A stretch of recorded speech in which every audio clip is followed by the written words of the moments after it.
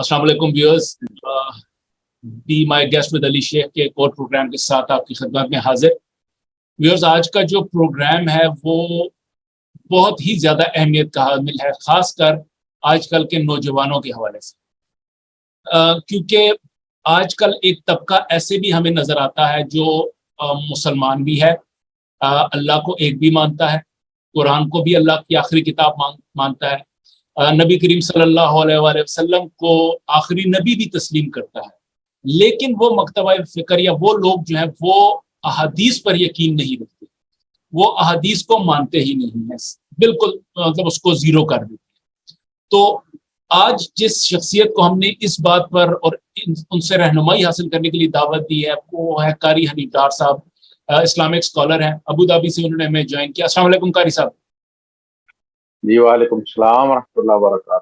कारी साहब, सबसे पहले तो आपका बहुत बहुत शुक्रिया, आपने हमारे लिए इस तरह टाइम निकाला और इस मौजू पे हमें रहनुमाई के लिए चुना। कारी साहब, ये बताइएगा कि ये जिसको हम मुनकर हदीस कहते हैं ये है कौन और इसका सिलसिला शुरू कहाँ से हुआ?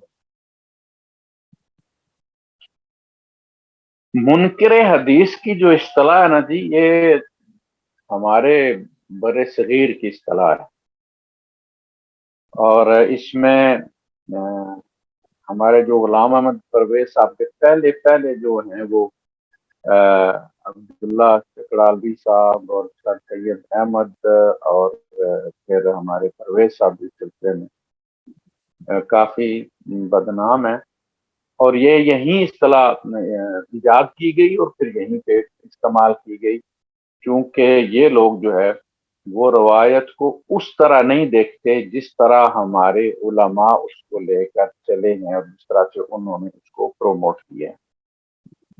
ये ठीक हो गया।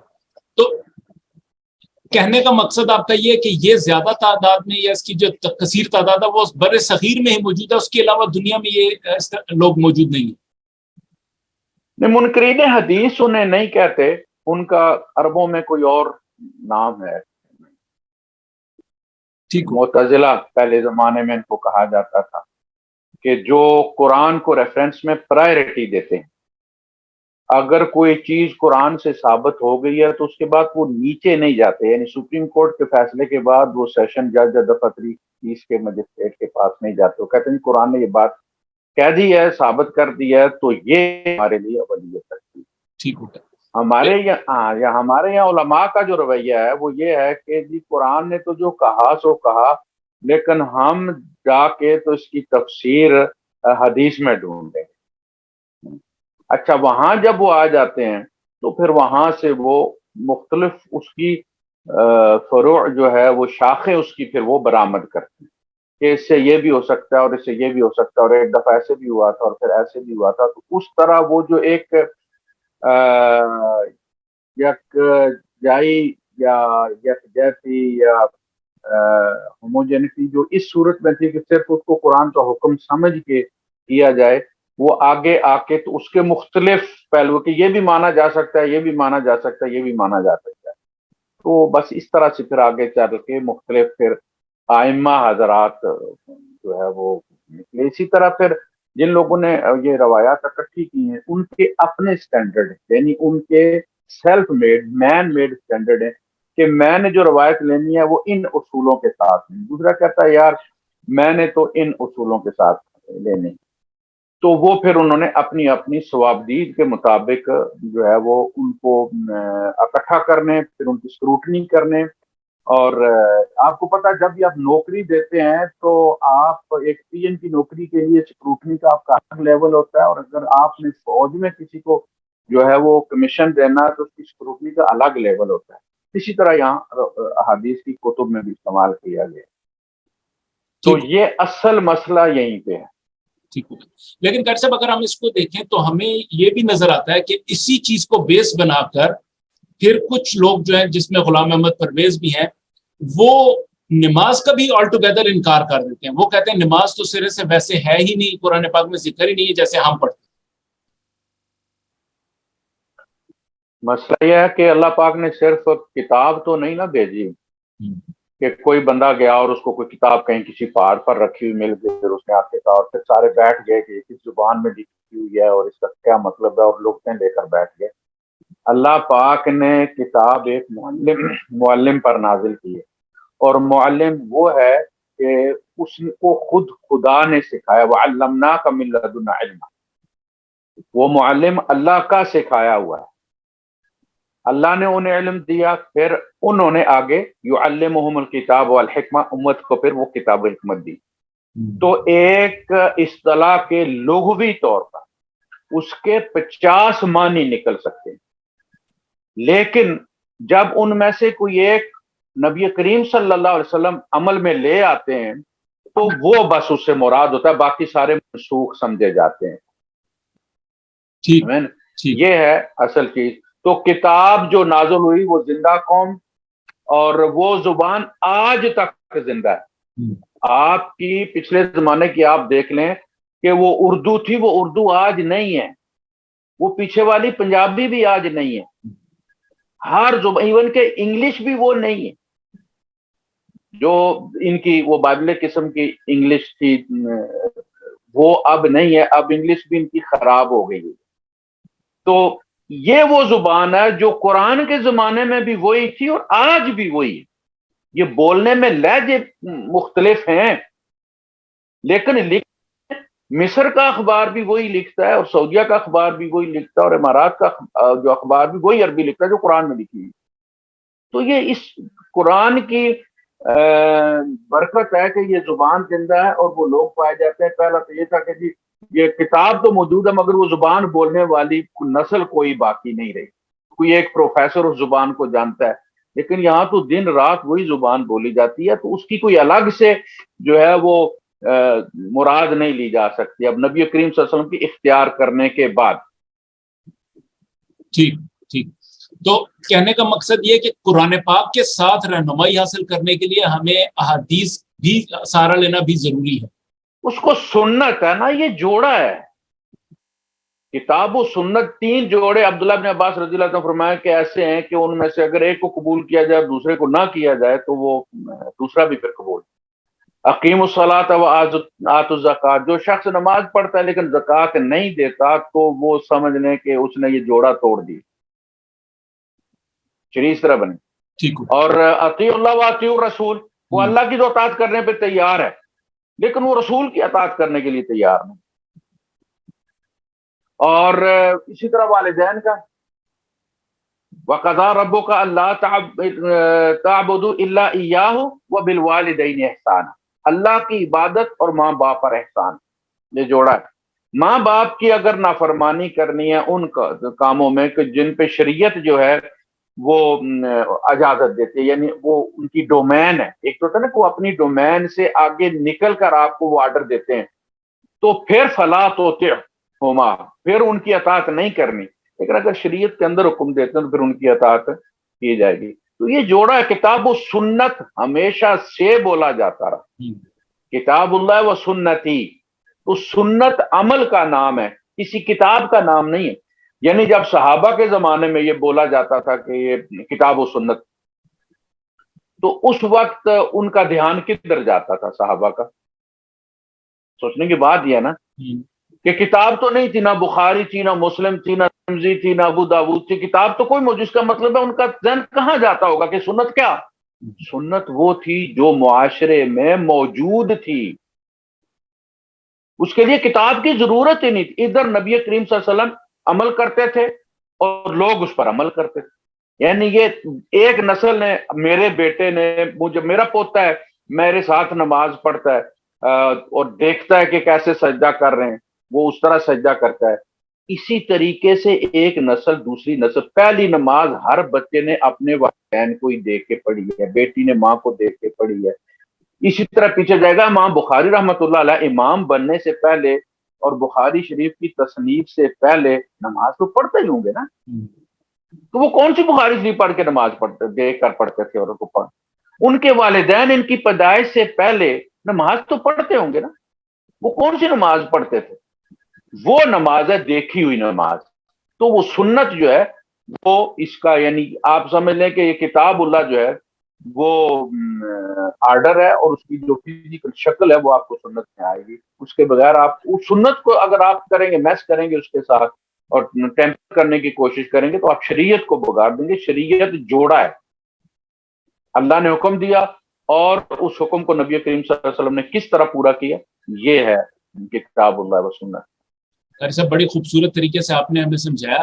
اس میں جو اعتراض یہ جو منکر حدیث ہیں وہ اعتراض جو لگاتے ہیں وہ یہ اعتراض لگاتے ہیں کہ یہ تو حضور پاک صلی اللہ علیہ وسلم کے کتنے سو سال بعد یہ کتابیں لکھی گئی. حالانکہ انٹرسٹنگ بات اس میں یہ ہے کہ وہ جو رومن امپائر ہے جو حضرت عیسیٰ علیہ السلام کے زمانے میں اس سے بھی پہلے کی جو ہسٹری ہے اس پر یقین رکھتے ہیں وہ، لیکن اتنے قریب کی جو ہسٹری ہے اس پر یقین وہ نہیں رکھتے. تو ان کا اعتراض جو وہ بار بار کرتے ہیں وہ کہتے ہیں، اور ہمارے بھی ارد گرد اکثر لوگ ایسے ہیں جن سے جب میری بات ہوئی تو انہوں نے کہا کہ یہ تو چونکہ ابھی کی کتابیں حضور پاک صلی اللہ علیہ وسلم کی وصال کے کافی عرصے بعد یہ کتابیں لکھی گئی ہیں تو اس لیے ان کی وہ حیثیت نہیں ہے. بات یہ ہے کہ یہ دو باتیں آپ نا گڑ مڑ ہو جاتی ہیں.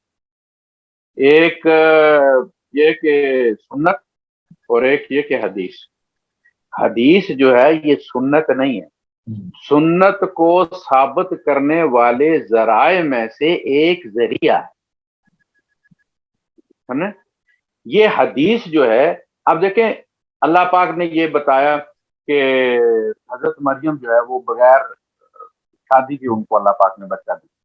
یہ حدیث ہے، اللہ کلام ہے، اللہ قرآن میں موجود، سورہ مریم سورہ آل عمران ہر جگہ سے ذکر موجود.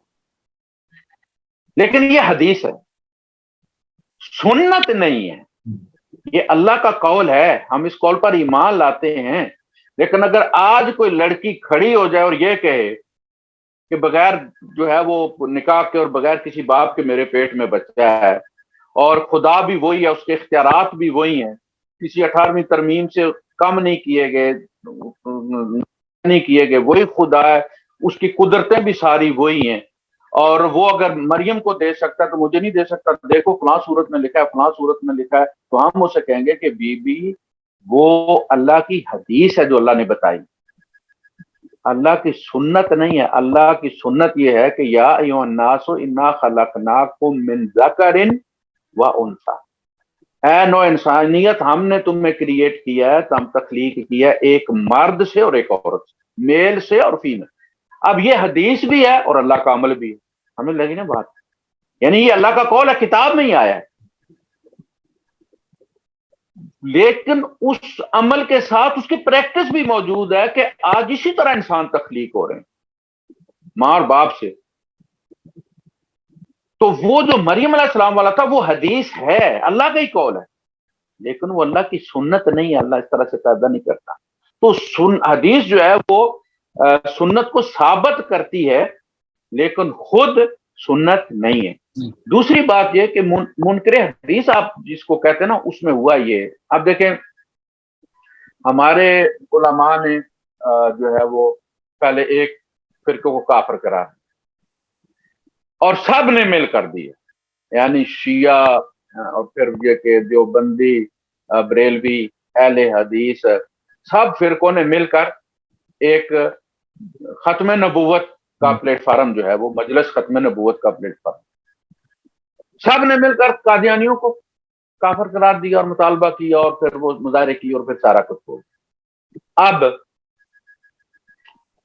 یہ کہتے ہیں شیعہ بھی کافر ہیں، جو نہ مانے وہ بھی کافر. یعنی اب آپ نے دوسرے کو پکڑ لیا، ایک سے نمٹ کر آپ نے دوسرے کو پکڑ لیا. اچھا دوسرے کو بھی ہم آج فارغ کر دیتے ہیں چلے. تو اب جناب علی وہ بریلوی یہ کہتے ہیں کہ یہ جو دیوبندی ہے یہ گستاخ رسول ہے اور یہ یہود سے زیادہ مطلب ہے کہ خطرناک ہیں اور ان کو قریب نہیں آنے دینا، ان میں شادی بیاہ نہیں کرنا. چلیں جی آپ کی یہ گستاخی بنیاد پر ہیں. اب جو بندی کہتے ہیں کہ یہ جو ہے یہ مشرک ہیں، سجدے کرتے ہیں قبروں کو. تو ان اللہ لا یغفر ان یشرک بہ ویغفر ما دون ذلک لمن یشاء، اللہ شرک تو معاف نہیں کرے گا، اس کے علاوہ دوسرے گناہ معاف کرنے کے چانسز موجود ہیں. تو یہ بھی کافر. تو ایک ایک کر کے نا تو سب کو کافر قرار دے دیا. اسی طرح منکر حدیث والا بھی، کہ منکر حدیث وہ ہوتا ہے جو حدیث کو ریفرنس نہیں مانتا.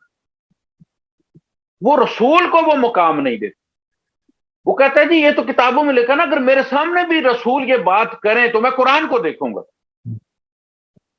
وہ حضور کو ریفرنس نہیں مانتا, وہ قرآن کو ریفرنس مانتا. یہ ہوتا ہے منکر حدیث.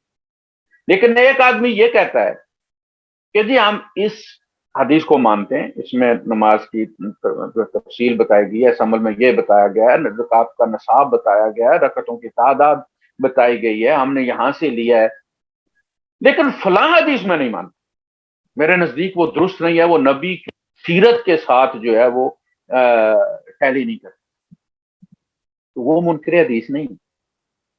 دیکھنا امام بخاری رحمۃ اللہ علیہ نے اپنی کتاب میں حدیثیں جمع کرنے اور ان کو قبول کرنے کا اپنا سٹینڈرڈ بنایا نا, کتاب اللہ سے تو نہیں لیا, صحیح, اپنا بنایا نا. تو قاری حنیف کو کون روکتا ہے کہ وہ اپنا سٹینڈرڈ نہ بنائے کہ مجھے کون سی حدیث قبول کرنی ہے, کون سی رد کرنی ہے.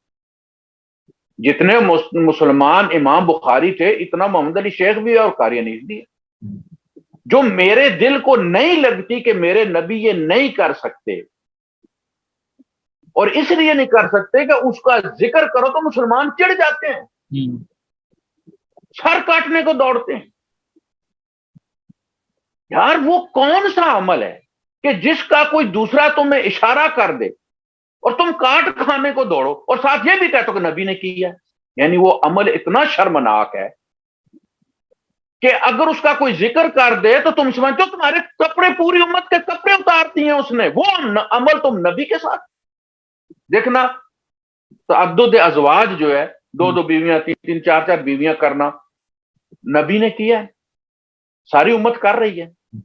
اس کا کوئی ذکر کرے کہ جی فلاں نے 2 کر لیں, 3 کر لیں, ہندو کہہ دیں ہمیں, تو ہم مسکرا وہ چپ کر جاتے ہیں. نہیں نہ شرم محسوس کرتے, نہیں نہ سر کاٹنے کو دوڑتے. حالانکہ یہ بھی اگر کوئی اعتراض کرے تو نبی کی سنت, لیکن وہ سنت موجود ہے نا. آج 6 سال سے بچی سے نکاح کی سنت کیوں نہیں موجود؟ یا تو سارے کرو نا, یہ مفتی جفتی سارے علامے اپنی نواسیاں پوتیاں 6 سال کی بیاہ ہے نا, تاکہ امت میں اس کو تعدد ازواج کی طرح عام کر دو, تاکہ کوئی اشارہ کرے تمہیں شرم محسوس نہ ہو. تم خود کرتے ہوئے شرماتے ہو اس لیے کہ اس کو شرمناک سمجھتے ہو. تم ضمیر کے مجرم ہو, تمہارا ضمیر نہیں مانتا.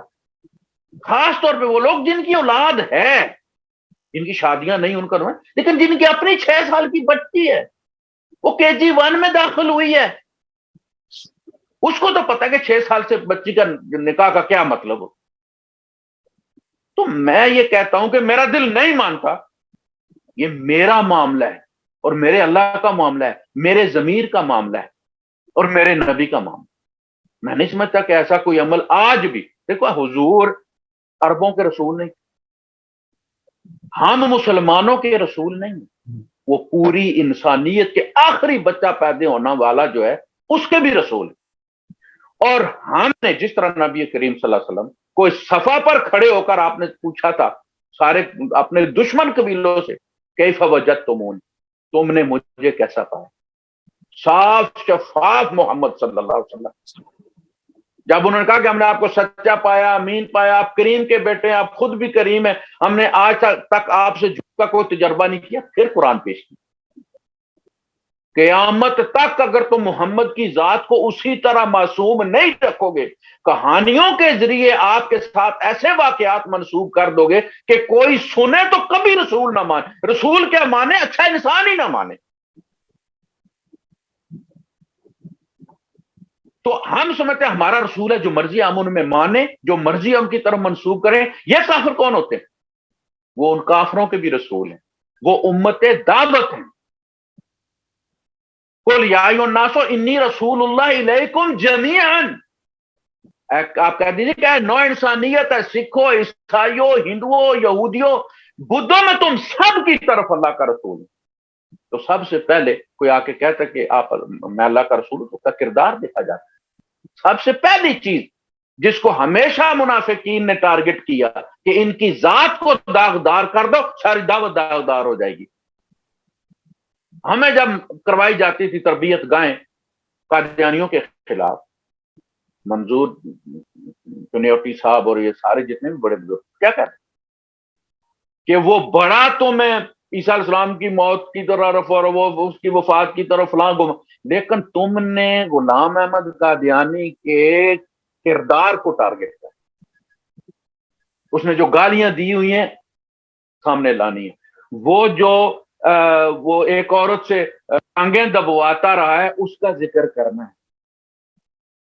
ہم حدیث کو ہم حدیث نماز کے بارے میں، قربانی کے بارے میں، زکوٰۃ کے بارے میں حدیث کو ریفرنس بناتے ہیں، حج کی تفصیلات ہم اس کو ریفرنس بناتے ہیں۔ جو اللہ کے رسول صلی اللہ علیہ وسلم کی حدیث کو اپنی عبادات میں بطور ریفرنس استعمال کرتا ہے وہ کبھی منکر حدیث ہو ہی نہیں سکتا۔ امام بخاری نے بھی 6 لاکھ میں سے 2500 اکٹھی کی ہیں تو باقی رد ہی کی ہیں نا، اور باقی کے تو وہ منکر حدیث ہی ہے نا جو اٹھا کے پھینک دی ہیں، قبول تو اتنی کی ہیں۔ میں ان میں سے 5-10 اور اٹھا کے پھینک دیتا ہوں کہ جی یہ میں نہیں قبول کرتا، مجھے بھی اتنی حق حاصل ہے جتنا امام بخاری رحمۃ اللہ علیہ۔ تو یہ منکر حدیث ہے۔ انہوں نے کیا کیا؟ انہوں نے ہر بندے کو منکر حدیث بنا دی،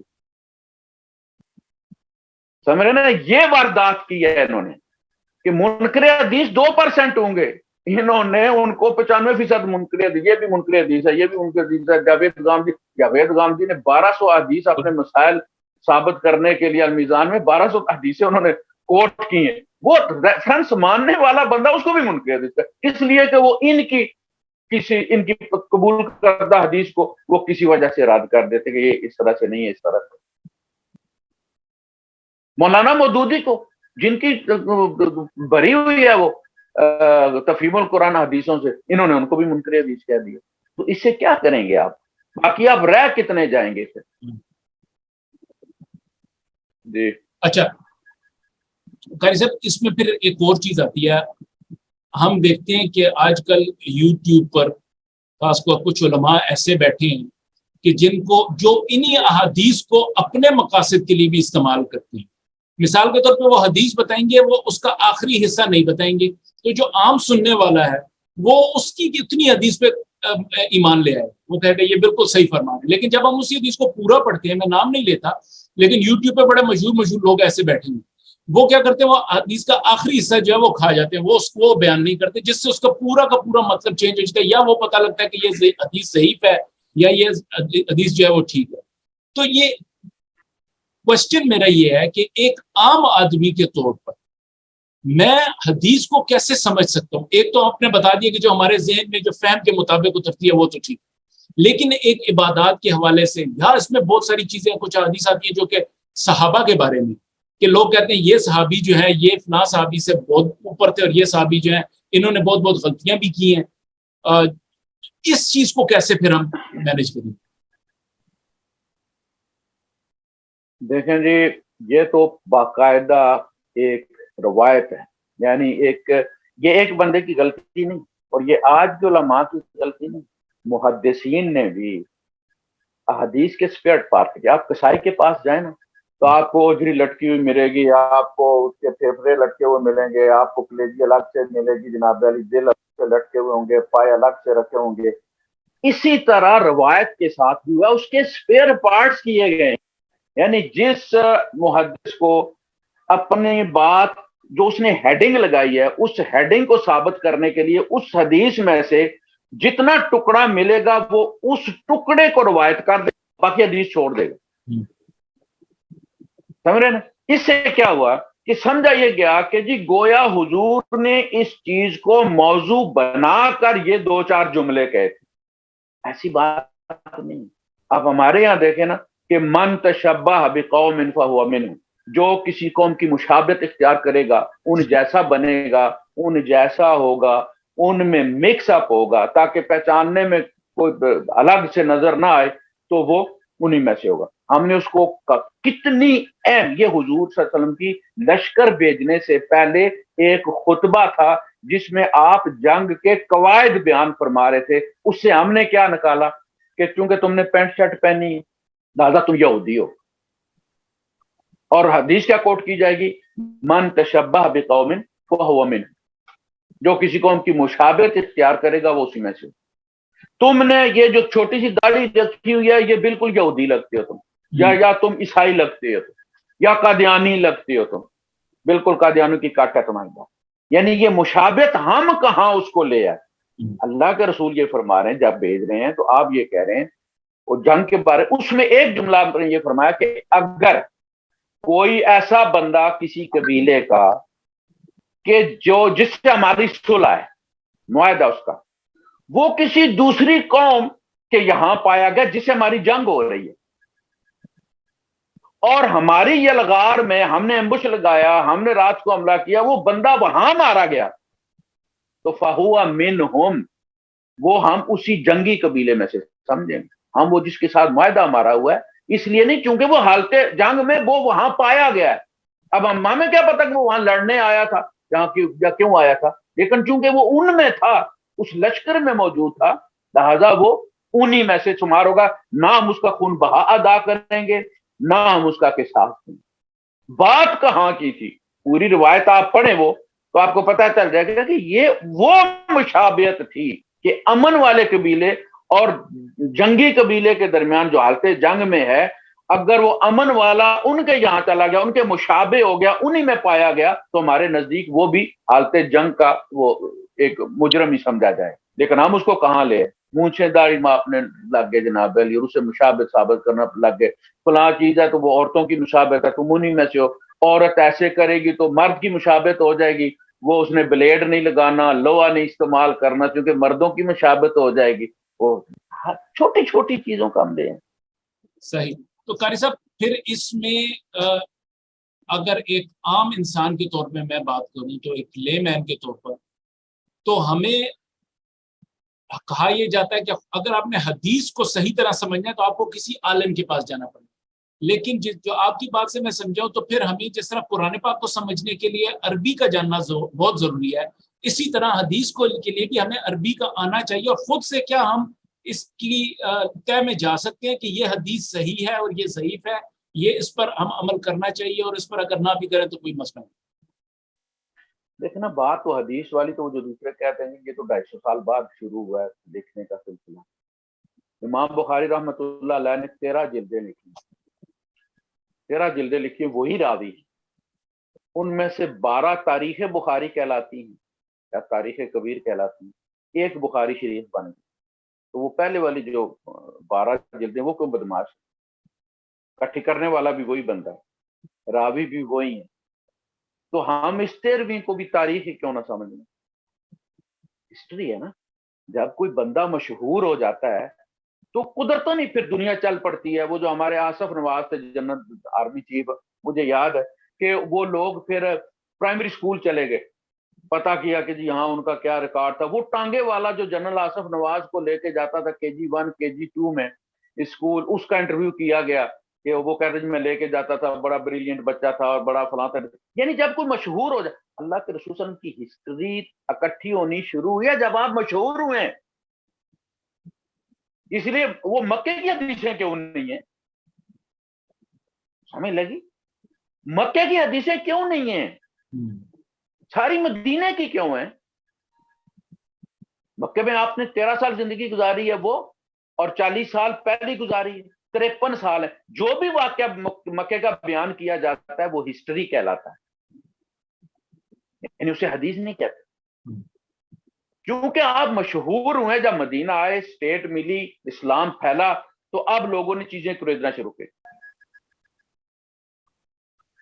اچھا قاری صاحب، اس میں جو بات آپ کی میں سمجھاؤں اس کے مطابق کچھ تو احادیث ایسی ہیں جو کہ ڈیلی معاملات سے ریلیٹڈ ہے، اس پر کچھ اختلاف ہو سکتا ہے. لیکن وہ احادیث جو عبادات سے ریلیٹڈ ہیں، جن کا عبادات کا قرآن پاک میں ذکر کیا گیا ہے، ان عبادات کے خلاف جانا یا ان کا انکار کرنا وہ غلطی پر ہے. پھر ہم یہ کہہ سکتے ہیں جو عبادات کی جہاں پر قرآن پاک میں بات آئے گی وہ پھر سنت کا عمل بھی ہم اس کے ساتھ ملا کے چلیں گے.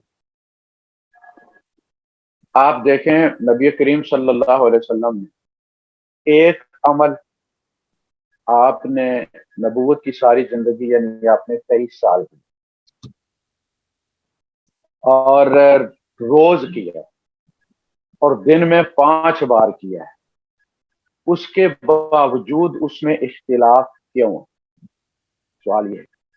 صحابہ میں نماز کا کوئی اختلاف نہیں کہ کوئی یہ کہ حضرت علی جو ہے وہ عمر فاروق رضی اللہ تعالیٰ عنہ سے الگ نماز پڑھتے تھے، یا حضرت علی رضی اللہ تعالیٰ عنہ حضرت ابو بکر سے الگ نماز پڑھتے تھے، یا امیر معاویہ رضی اللہ تعالیٰ عنہ حضرت علی رضی اللہ تعالیٰ عنہ سے الگ نماز پڑھتے تھے. ان میں کوئی اختلاف نہیں تھا، نہ وہ اختلاف روایت ہوا. پھر ہمارے یہاں اختلاف کیوں؟ ایک ایسی چیز میں کہ جو حضور نے 5 دفعہ دن میں کی ہے، ساری زندگی کی ہے، اس میں قسم قسم کی نمازیں کیوں ہیں؟ ایک پر اتفاق کیوں ہے؟ تو ہوا یہ کہ میں اسی پہ بات کر رہا تھا کہ جب ایک بندے نے دیکھا کہ یار یہ تو سنت ہے، سب کوئی معلوم ہے، مدینے والے سارے، اس لیے جو مدینے والوں کا عمل تھا نا امام مالک کے نزدیک وہ حجت تھا،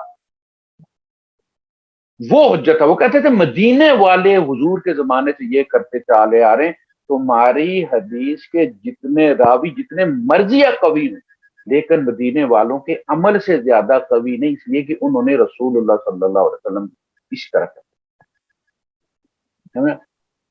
تو انہوں نے دیکھا کہ سنت تو یہاں موجود ہے، سب کو پتا حضور کیسے نماز پڑھتے تھے، تو مجھے کچھ نواں کرنا چاہیے. دیکھیں یہ میڈیا والے ہوتے ہیں، یہ جو راوی ہے نا یہ سارے میڈیا والے تھے، یہ نیوز بریک کرنے اپنے اپنے سورسز ڈھونڈنے چلے جاتے. انہوں نے نیوز بریک کرنی ہے کہ یار یہ تو تمہیں سب کو معلوم ہے، تم رات دن نماز پڑھتے ہو کہ حضور نے ایسے نماز پڑھی، ہم تمہیں ایک وکھرا راوی بتاتے ہیں جس نے حضور کو اس طرح بھی نماز پڑھتے دیکھا تھا. وہ ایک الگ واقعہ تھا، اس کو سنت قرار نہیں دیا جا سکتا. سنت وہی ہے. اب دیکھیں بخاری شریف کی روایت ہے کہ اللہ کے رسول صلی اللہ علیہ وسلم کھڑے ہو کر پیشاب کر رہے تھے، لیکن کھڑے ہو کر پیشاب کرنے کے بعد اس کو کوئی سنت نہیں کہتے، ضرورت ہے، سنت نہیں ہے. یعنی حضور نے دیکھا کہ اگر میں نیچے بیٹھا تو یہاں کچرا ہے، میرے کپڑے خراب ہو جائیں، لہذا آپ اس پوزیشن میں کھڑے ہو گئے کہ کپڑوں پر چھینٹے نہ پڑے، تو اس کو جواز قرار دیا جائے گا کہ ضرورت کے وقت یہ بھی کیا جا سکتا، لیکن سنت وہ ہے. تو یہ اسی طرح سے چلا آ رہا تھا. یہ جو جنازے میں فاتحہ پڑھتے ہیں ہمارے اہل حدیث حضرات، کہ جو حضور نے چونکہ یہ کہا ہے کہ اس کے سوا نماز نہیں ہوتی فاتحہ کے بغیر، تو یہ جو نماز جنازہ ہے، لفظ جو صلاۃ ہے، یہ صلاۃ الجنازہ اصل میں دعائے جنازہ ہے. یہ وہ رکوع اور سجدے والی ہے ہی نہیں، وہ تحیات والی ہے ہی نہیں، یہ نماز ہی نہیں، لہذا اس میں وہ سورہ فاتحہ کا کیا تعلق ہے؟ اس لیے جن صحابی سے یہ روایت کرتے ہیں جب انہوں نے وہ جنازے میں سورہ فاتحہ پڑھی تو ان کے اپنے بیٹے نے ان کو پکڑ لیا کہ ابو یہ آپ نے آج کیا کیا.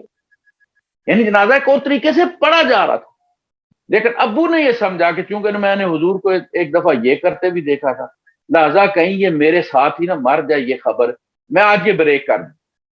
تو انہوں نے کہا کہ یار میں نے حضور کو ایک دفعہ ایسے کرتا دیکھا نا. تو حضور نے جو باقی صحابہ نے دیکھا ہے جو جنازے پڑھتے تھے حضور، وہ تو اسی طرح سے جو معروف تھا، یعنی سنت طریقہ اور تھا. ایک واقعہ یہ تھا، بس یہ واقعات پکڑ کر بعد والوں نے جو آج متشددین ہیں ہمارے سلفی حضرات، وہ ان کو کہتے ہیں کہ جی یہ سنت ہے کیونکہ یہ بخاری میں لکھی ہوئی. حالانکہ وہ ایک واقعہ ہے، اس کو تکرارن و مرارن حضور نے نہیں کیا. وہ ایک وہ صرف بخاری شریف میں لکھے ہونے کی وجہ سے انہوں نے اس کو سنت قرار دیا اور اس کو مردہ سنت قرار دیا، اور پھر اس مردہ سنت کو زندہ کر کے تو 100 شہیدوں کا پھر جواب انہوں نے دیا کہ حضور کی حدیث ہے کہ جس نے میری مردہ سنت کو جو ہے وہ زندہ کیا وہ اس کو 100 شہیدوں کا اجر ملے گا. وہ جو مر گئی وہ سنت کیسے ہے؟ سنت قیامت تک رہے گی، جس طرح قرآن قیامت تک رہے گا. اللہ نے قرآن کے ساتھ اس کی جو پریکٹیکل ہے اس کی بھی حفاظت کا ذمہ لیا. سنت کبھی نہیں مار سکتی. یہ دونوں حوض پر نبی کریم صلی اللہ علیہ وسلم سے اسی طرح جا کر دونوں ملیں گے جس طرح یہ جوڑا ہمیں ملا ہے، قرآن کی اور سنت بھی. تو ایک واقعے کو پکڑ کر کہ چونکہ یہ بخاری میں آیا لہذا یہ سب سنت ہے اور کبھی سنت ہے چونکہ بخاری میں آئی، اس چیز نے، اس تشدد نے جو ہے وہ پھر اختلاف کو دیا ہے، رواج کی۔ صحیح۔ قاری صاحب پروگرام کے آخر کی طرف جا رہے ہیں، یہ بتائیے گا کہ اس سارے معاملے میں ہمارے جو علماء ہیں ان کا کتنا امپورٹنٹ رول ہے؟ کیونکہ ہم یہ دیکھتے ہیں کہ ہمارے جو شیعہ حضرات ہیں، شیعہ بھائی جو ہمارے، وہ کچھ احادیث لیتے ہیں اپنے مکتبہ فکر کے تحت، ہمارے جو سنی بھائی ہیں وہ اپنے مکتبہ فکر کے تحت کچھ احادیث لیتے ہیں، تو جس کی وجہ سے ان کا اختلاف جو ہے وہ ایسے لگتا ہے کہ نہ کبھی ختم ہونے والا اختلاف ہے۔ تو اس اختلاف کو ختم کرنے کے لیے کیا کوئی ایسا طریقہ موجود ہے یا ہو سکتا ہے کہ تمام مکاتب فکر کے عالم دین جو ہیں، علماء جو ہیں، وہ مل کر بیٹھیں اور ایک چیز پر اتفاق کر لیں؟ دیکھیں یہ جو ایک طریقہ چل پڑا ہے، پہلے کسی ایک بندے نے ایسا کیا، 14 صدیوں میں اب وہ اس کو فالو کرنے والے، اس بندے کو فالو کرنے والے ایک گروہ بن گئے ہوئے۔ اب وہ ایک بندہ نہیں رہا، اب وہ 10 لاکھ، 1 کروڑ ہو گئے ہیں، 20 لاکھ ہو گئے، پھر 2 کروڑ ہو گئے۔ اب وہ ایک بندہ نہیں رہا، اگرچہ وہ عمل ایک بندے کا تھا۔ تو ان میں سے کوئی، جیسے میں نے کہا کہ باپ کو بیٹا دے کے سیکھتا ہے، اب وہ باپ کو دے کر بیٹے سیکھ رہے ہیں، ان کے لیے وہی دین۔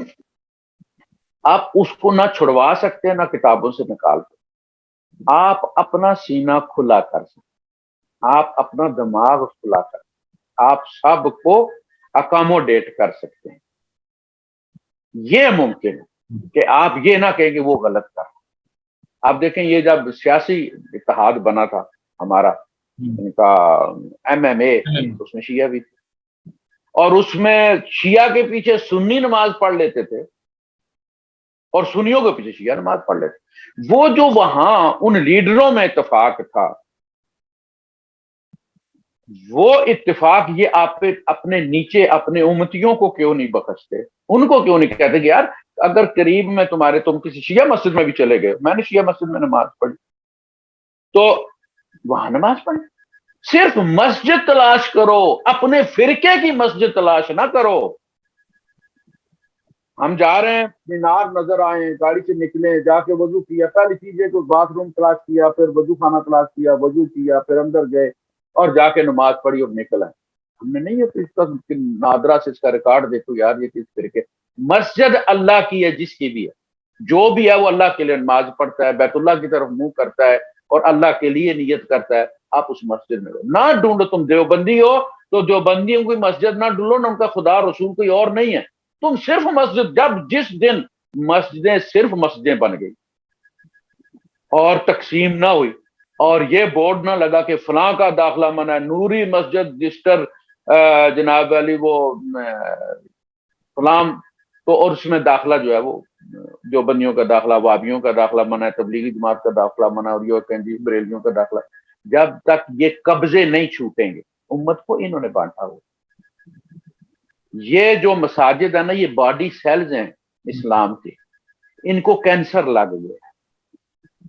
جو بھی آ گیا آپ کی مسجد میں، یہ مسجد کسی کی بیٹھک نہیں ہے، کسی چودھری۔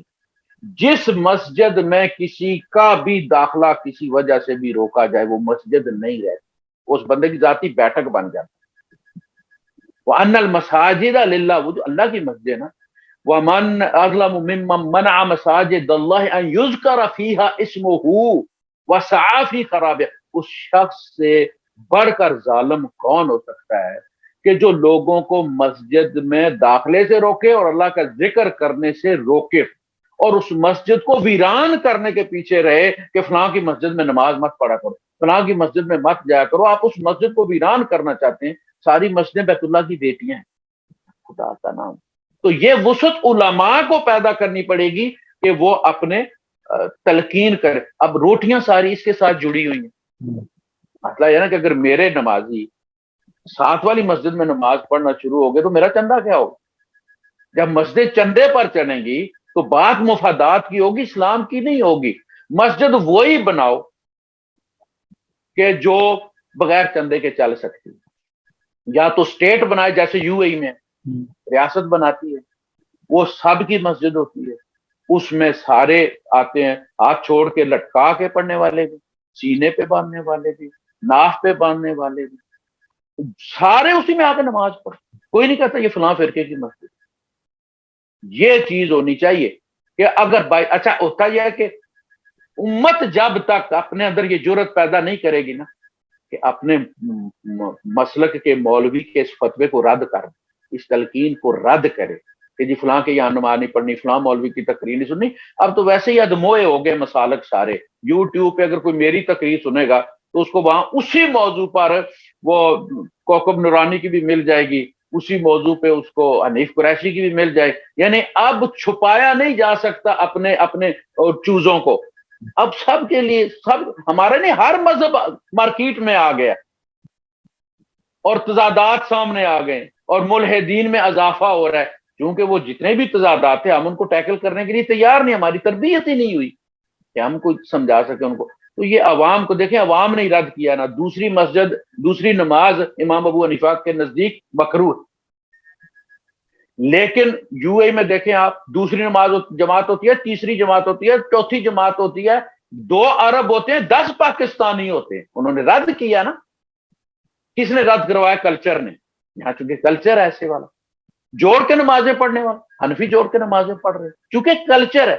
ہاں پاکستان میں جائیں گے اور اگر کوئی ایسی حرکت کر گیا نا، گاندھی صاحب ایک مسجد میں داخل ہوئے پڑھنے کے لیے، کہیں سے سفر کر کے آ رہے تھے کوئی، تو رستے میں ایک مسجد تھی تو ان کا چلو جی نماز پڑھ لیتے ہیں. اب وہ مولوی پہلے تو منع کرتا رہا دوسری جماعت میں، اس کے بعد ان کے سامنے کھڑا ہو گیا آ کے، تو پھر سب نے، آپ کیا کر سکتے تھے اس کے ساتھ، سب نے پھر اپنی اپنی پڑھی.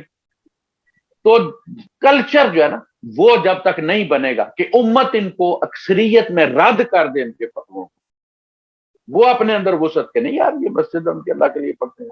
امام اپنے حضرت عثمان غنی رضی اللہ عنہ کو پتھر مارنے والے، جن کو ہم سبائی کہتے ہیں اور پتہ نہیں کیا کیا ان کے ساتھ فتوے بھی لگتے ہیں، ان کو جا کے کسی نے کہا جمعے کی نماز تھی تو انہوں نے پتھر مارے، حضرت عثمان غنی رضی اللہ عنہ زخمی ہو گئے، ان کو اٹھا کر اندر لے گئے تو جمعہ انہوں نے پڑھانا شروع کر دیا. تو پھر جا کے صحابہ نے پوچھا حضرت عثمان غنی رضی اللہ عنہ سے کہ ہم ان کے پیچھے جمعہ پڑھیں یا نہ پڑھیں؟ تو آپ نے فرمایا تم جمعہ ان کے پیچھے پڑھ رہے ہیں، اللہ ہی پڑھ رہے ہیں نا، وہ اللہ کی عبادت کر رہے ہیں. جمعہ پڑھنے میں ان کے ساتھ شریک ہو جاؤ، پتھر مارنے میں مت شریک. نیکی کے کام میں ان کے ساتھ شریک ہو جاؤ. جب تک یہ چیز آپ نہیں بنائیں گے، آپ ان کے ساتھ نہ کریں جا کے سجدے، یار ان کی مسجد میں نماز پڑھنے سے کیا ہو، نماز آپ نے اپنی پڑھنی. قاری صاحب بہت بہت شکریہ، بہت تفصیلاً آپ نے اس پہ سارا ہماری رہنمائی فرمائی. ناظرین، آج کے پروگرام کا مقصد ہمارا یگانگت پیدا کرنا تھا، اتحاد لانا تھا، نہ یہ کہ ہم کوئی کسی فرقے کو برا کہیں یا کسی دوسرے فرقے کو برا کہیں. ہمارا مقصد صرف یہ تھا کہ ہم سمیت لوگوں کی رہنمائی ہو سکے. اور قاری حنیف ڈار نے ہم بہت بہت شکریہ ادا کرتے ہیں کہ انہوں نے بڑی مفصل طریقے سے ہماری رہنمائی فرمائی. پروگرام کو دیکھتے رہیے گا، یوٹیوب چینل کو ضرور سبسکرائب کیجیے گا، اور اگر آپ کے کوئی کوشچنز ہوں تو ہمیں بھجوائیے گا. انشاءاللہ تعالیٰ نیکسٹ کسی بھی پروگرام میں جب بھی قاری صاحب کو موقع ملا اور ہمارے ساتھ میں بیٹھے دوبارہ سے، تو انشاءاللہ تعالیٰ دوبارہ اس پر بات کی جائے گی. جزاکم اللہ خیر. السلام علیکم ورحمۃ اللہ وبرکاتہ.